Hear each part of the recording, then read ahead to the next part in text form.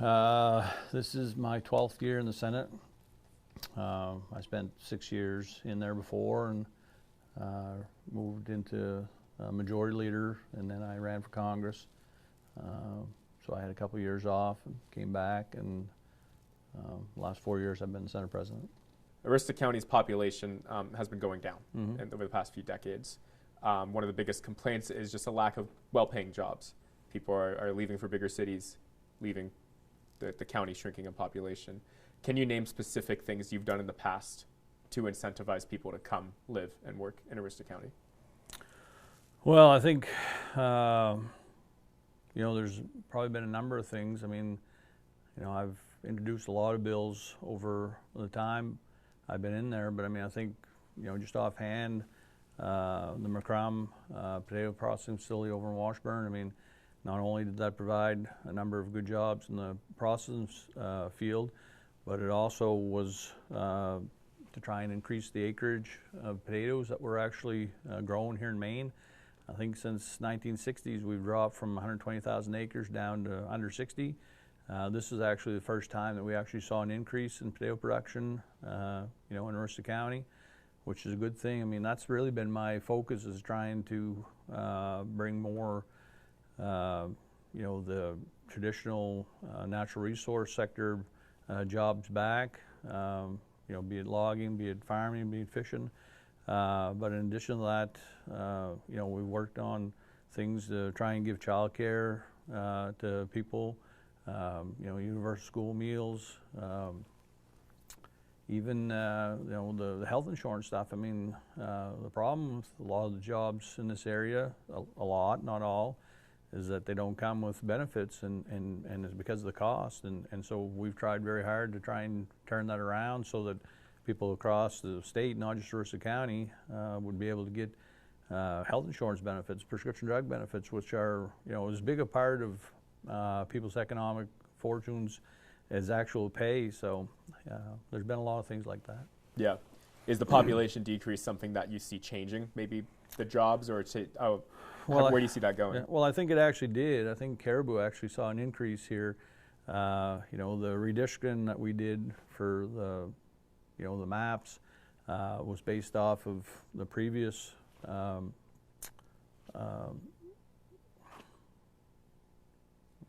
with the word, census, excuse me. If it had been 2 years after, we actually would have seen an increase, and that was because of COVID. A lot of people actually found out about northern Maine, rural Maine, decided to move here. I think one of the things that we have to keep doing, I mean, and this is another thing that I think is a big part of changing the culture in rural Maine, Aroostook County. We need broadband. We need, a lot of these people that were coming to, could work here, wanted to be in, rural part of the country because of COVID and because of other factors, crime, things like that. But, if we don't have broadband, they're not going to move here. Cell phones, I mean, that's a real problem. I've got new cell phone towers coming in, working with FirstNet and AT&T. That's been a real problem throughout my entire time in the legislature, and we're finally starting to, change that, real issue so that people have the resources they need when they do move, or when they do decide to move here. You're the Senate President. You're in pretty much, if God forbid something were to happen, you would become in charge. If, depending on how this election goes, that may change. Where would that power go then, if Sue Bernard wins? Well, if I lose this race, I mean, someone from Southern Maine is going to be the Senate President. Regardless of Democrats retain control, which I believe they will, or if Republicans do, either way, it's going to be somebody south of Augusta. I'm not saying that Southern Maine people are bad or anything like that. It's just what is their focus. And for me, my focus has been here. I mean, certainly I try and help people all across the state, with issues that are affecting them. I've sponsored bills for other parts of the state because I believed it was good. But this is where I'm from. It's who I am, and it's why I get into politics. I mean, as a 29-year-old young, naive man, I made the the decision to, to block an entire international border because I didn't think that people in this area were being treated right by government. And some days I still don't feel like that. And that's why I keep pushing forward, because I have to believe that there's a better way for working class people, small business owners in this state and certainly in this county to be treated by their government. And that's why, I've continued to do this despite a lot of challenges. You obviously want to keep going. What are the other glaring issues here that you think that you could tackle given a new term? Well, I think, we got a chance right now. I mean, last week the PUC come out with initial approval of what was my bill, LD 1710, to build that transmission line. Now, when I first started in the legislature, I mean, that was something that was talked about by people, but I didn't really understand all the ins and outs of it. And certainly since that time, it has changed. I mean, we have an area here that if you talk to anyone that understands, energy, Aroostook County is like a bastion of wind power here. It blows during the wintertime when, wind is particularly less active. It blows at night. And everyone knows that we have great energy in this area, but what we don't have is a transmission line to get it out. And that's actually been part of the downfall. When you talk about people leaving here, we've had a lot of issues not having transmission line to get power out. And that has created, closings in the forest products industry and things like that. So that would be one thing that, I would want to work on to get, that transmission line built here. It creates all kinds of jobs over a long period of time. But not only that, then we would have low-cost power for a long stretch of time that would be fixed. And then there's all kinds of things that spins off of that if we're able to do that. But if we don't have that, I mean, we're just kind of stuck in an area where everyone knows it's available, but we can't get it out. So that's definitely one thing. And I mean, and I'm always going to be working on health insurance and prescription drugs. I think this is like the real fleecing of the American people, what goes on in this country. I mean, if we were, just up the road in Fort Ken, I mean, I could literally point across the St. John River into Clare, New Brunswick, with everyone over there not having any issues with their prescriptions and for the most part with their health care. But just that border, just that river separates, people that have, good health care to people that are struggling to even be able to afford health care. And that is something that, I'm never, regardless of the role I'm in here or if I lose this race, I'm never going to give up on that, because that's just something that upsets me to no end, how, we've been treated as the guinea pigs of the healthcare industry here in the United States by big pharma making piles and piles of money off of people, while every other industrial country in the world has got it figured out and does a good job providing health care to their people. Can you go over a little bit more, like what stopped you from doing anything more in the past to make life better for people in your district? Well, I think the things that stopped me from doing anything better was governors that didn't understand what it was actually like for everyday people. I've had all the governors I've served under veto bills that would have allowed us to import prescription drugs, things like that, and so I'm hoping that we'll get people that understand that more. I mean, I'm hoping in the next term of Governor Mills, she understands that more. But the other thing though is, like, I find it odd that this is the first time I actually have been running against somebody that's actually in the legislature with me. Well, what was her plan? I mean, she had the same opportunities I had over the last 2 years, but she didn't even introduce any bills. I mean, I've been out there working on it, trying to make it better for people. I have been getting things done. Yes, it's a challenge here. I think it's more of a challenge right now here because of international and national issues. But it's not like I'm not ever trying to push back and make sure that people are represented in this area. And I think that, like I said, for the most part, people know that what's going on, in my mind or in my world, has been fighting for the people of Aroostook County and the people of the state of Maine overall. You are the Senate president being challenged in an increasingly Republican area. Mm-hmm. That raises the stakes to probably the most contentious race you've ever had. Would you agree? Well, I don't know. I mean, probably as far as money-wise, but I mean, I think money in politics is blown up, for every race now to where it's record level everywhere. I mean, I've had contentious races since day one. I mean, and for the argument about it being Republican or Democrat, that really doesn't bother me either. I mean, I was a Republican when I first ran. There was less Republicans back then, and I almost won that race. Then I ran as non-enrolled and won my race against the same guy with no party backing. As far as I'm concerned, I'm the exact same person I was, 18 years ago when I started this. Fighting for, the people that don't have a voice in Augusta, don't have the lobbyists and stuff like that. Call me a Democrat or call me a Republican, I don't really care. What I care about is that everyday people get a voice in their government, because I know exactly what that feels like when you pick up the phone and call your elected officials and they don't give a shit about you. That I know, and that's what I've made sure that I haven't forgotten whenever I'm in Augusta representing the people up here or the people in the state. I mean, because I don't really hold borders as like, well, I won't talk to this person because they're not in my district. I mean, people that call me that need help, I try and help them because I remember what that was like. Not being listened to is the thing. Exactly. Do you think that sets you apart from your opponent? Are you saying your opponent doesn't do that? Well, I don't know. What I do know is I don't know how you go to Augusta for 2 years and don't put in one single bill. I mean, because that's all I hear about when I'm out campaigning is people that ask me to do this for them, do that for them. I mean, and that's been like that since the beginning for me, that I've put in a lot of bills because I think that's part of your job. I mean, you drove up here. I mean, I'm another hour and a half north of here. I mean, look how far we are from Augusta. People that feel like they don't have the ability to go to Augusta during the week whenever we're in session. I mean, we're just now getting a virtual system so people can testify and stuff like that.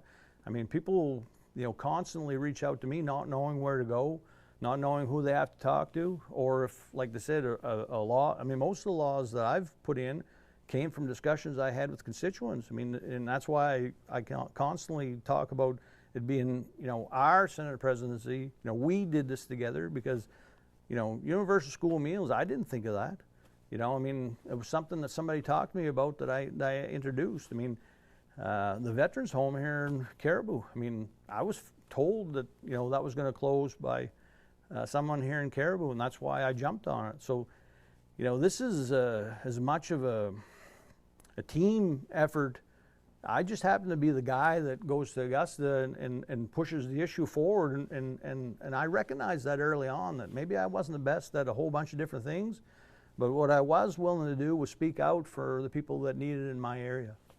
It sounds like you want to be the messenger for people here in the county because you grew up here. This is so does that kind of frustrate you then that so much outsider money has come into and diluted both? I mean, I've heard this from your opponent too. She said it's diluted her messaging. Do you feel like it's diluted your messaging at all? I see you're smirking. Why are you smirking? Well, I mean, yes, your question, does outside money bother me? Yeah, it always has. I mean, I had given up, and, I thought I was out of politics when I got done, lost that congressional race, and there was a couple things that kind of brought me back around and understanding what the real thing was with politics, and that you could win without the crushing amount of money that came in against the candidate. But I do find it funny that, right from July, these bunch of lies about defunding the police, and my opponent can walk right in the parade with those campaign signs and not say anything about it. I mean, it's just hard to take that, something like that can be going on, and you say, well, you don't like the impact of outside forces when they're actually walking with you in a parade. So I don't know. I mean, I just find that a bit disingenuous. But yeah, I don't think outside money. I mean, the clean election system is good. That's the way I hoped it would be. $65,000 to run for a state senate seat should be enough. But I guess people feel that when those type of untruths are portrayed against you, you know, I guess people decide that they want to come in. So I don't know. It's a tough situation to know how to fix. But until we get rid of Citizens United, I guess we're not going to be able to. Let's go into some specific policy, different national arguments going on. You know, one of the big interests for voters this year is about abortion. Ever since the overturning of Roe v. Wade, that's going to be on the table in areas across the country. Can you give us an official stance on where you are with, Maine currently has a limitation on viability. Do you support anything less, or do you support loosening that? I think the way that the law is right now is the way it's going to stay. I'm not going to vote to overturn that. You know, I've been pretty, clear that this is an issue that personally is very hard for me. But I voted for women's right to choose, and I believe that's appropriate. That I don't know what people's lives are like. I don't know what doctors and families' decisions they make, but I'm going to let that be to them. And so I'm fine with the way the law is right now, and I'm not going to change it. On our way driving up and around the county yesterday and today, we've heard from people just offhandedly that one of the biggest issues that they're concerned about is heating oil. Mm-hmm. They said there's going to be a lot of families this winter mm-hmm. who are going to have to work extra hard, mm-hmm. sometimes get uncomfortably, sometimes painfully cold because of that. Is this something you're hearing? What are you going to do to fix that? Well, I mean, going back to your previous question, I think you're absolutely right. I mean, I think that the pocketbook issues are really the ones that are driving people, and that's what I hear consistently, and really the things that I wanted to go to Augusta to work for to begin with. This heating oil crisis, diesel fuel for people that are in the woods, people that are in the logging industry, I mean the trucking industry with our groceries and things like that. This is a real killer, and it worries me to no end. I mean, even personally, I mean, when you look at putting $1,500 of oil in your tank, I tell you, that's a hard bite for anyone, myself included. But last winter, I mean, I'd have calls from constituents all the time about being out of fuel, being cold, things like that. I mean, I'm on the ACAB board here in Maine, RUSC, excuse me. I mean, I call Jason Parent, I call staff members about emergency heating assistance. I mean, we tried this year to speed the process up so that more people would be able to apply earlier. I mean, if you're applying in March to get LIHEAP funding, you're almost through the winter at that point. That's not the time. We need it, in November and stuff like that. I think any reserves that we have, any extra money that we have, we gave $850 checks back last session. That should be either going back in the same way, checks or heating assistance. We can't, I mean, anyone that's in the state legislature that tells you that they're going to be able to fix inflation or going to be able to fix the energy crisis is basically lying to you. But I think what we can do is a lot of small things that, cumulatively may be able to help people. And we certainly can do whatever we can to put more funding into programs to provide oil assistance to people that are needy, and our elderly, our senior citizens that definitely are. Those are things that, regardless of who wins this race or control, I hope to God that that's what they're going to be doing, and not talking about, once again, tax cuts for the wealthy, thinking that that's going to trickle down and help our seniors and people that need energy assistance, because that's not. What we need to do is do targeted relief for people that need it. What would you tell a voter here in your district who is frustrated with the way things have been, who is frustrated with inflation, with grocery prices, with gas prices, and they just want things to change? What would you tell them? Well, first off, I'd say I agree. I'm frustrated too. Like I said, I've been frustrated by government, but the things that have caused this energy crisis certainly weren't by my doing. If I knew how to fix them, if I could fix them in state legislature, I definitely would. What I would say is that if I'm back in the legislature and you call me and need assistance with one of those things, I'm going to pick up the phone, I'm going to work for you because I know what it's like. Look, you know, I grew up with, you know, parents that were divorced, and I remember very, very well what it was like to lay there at night and listen to the oil furnace and wondering if it was going to shut off. And those things always come back to me whenever people call me about their worry and their concern. I got a vivid memory of what that means, and it's certainly something that I don't shy away from and want to do whatever I can to help people with. So all I can say is that I'm frustrated too, and I know exactly how they feel, and I'm going to do whatever I can to make it better for them. Do you think that the strength of gun laws in the state of Maine could be strengthened regarding maybe, for example, if you're reelected and are faced with a bill that could strengthen maybe a red flag law here in Maine, or restrictions on automatic or semi-automatic guns? Do you have any examples or any ideals on where you think gun control should go in Maine? Well, it's, you know, the same. I think I'm fine with the way our gun laws are here in Maine. I mean, I think we have a culture of, you know, people that teach their kids how to be responsible and things like that. You know, I definitely can feel for people that have gone through this, you know, some of these shootings in other places. You know, I hope that we don't ever have to deal with that, like to that scale or any scale here in Maine. But I do think that, you know, we're in a good spot, and that's why I've been voting the way I have. You know, make sure that responsible people are able to, you know, use their guns in the way that, you know, they've been intended to, because we haven't had a problem. But all I can say is that I'm hopeful that we don't see that, what's happened in other states, ever come to Maine. A lot of what we've also been covering this summer is the extreme drought conditions we've seen in the southern part of Maine. In general, the state of Maine, when I'm talking with scientists, they tell me that overall it's going to get hotter and wetter. But those periods of extreme rain will continue, periods of extreme drought will continue. Mm-hmm. Both extreme rain and extreme drought, I don't think that's good news for any farmer. Both sound pretty ass to me. But that's the future, mm-hmm. and that's the future that we're faced with. It's already impacting blueberry seasons, hay harvests, and it could impact crops up here. Mm-hmm. Have you thought about that in talking with farmers about the future of global warming? Mm-hmm. And are you proposing anything in the future or in the past to prepare farmers for that mm-hmm. here in Aroostook County? Yeah.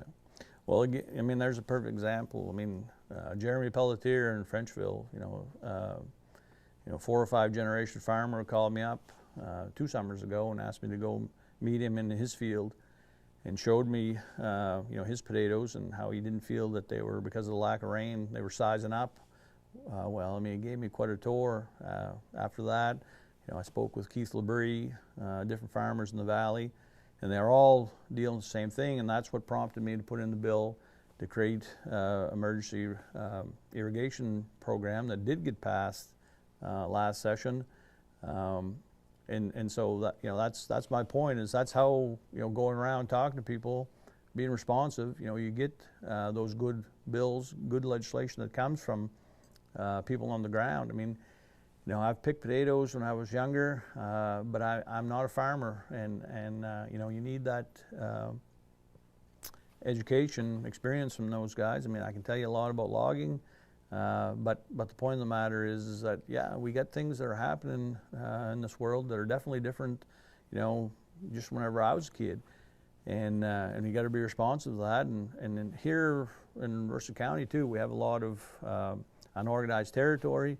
In those areas, the rules are different. It's harder to get irrigation, as it is, you know, different right here in Caribou, where this is an organized area. So we need, you know, state agencies to actually work with farmers so that they can get that water when it's needed and stuff like that. I mean, that's the key to, you know, to having good crops like we've had in the past. So, I mean, yeah, you have to be responsive. You have to work on it. And you know, climate change is actually happening. And, you know, the government has to do whatever it can to make it better for, you know, everyone that relies on it.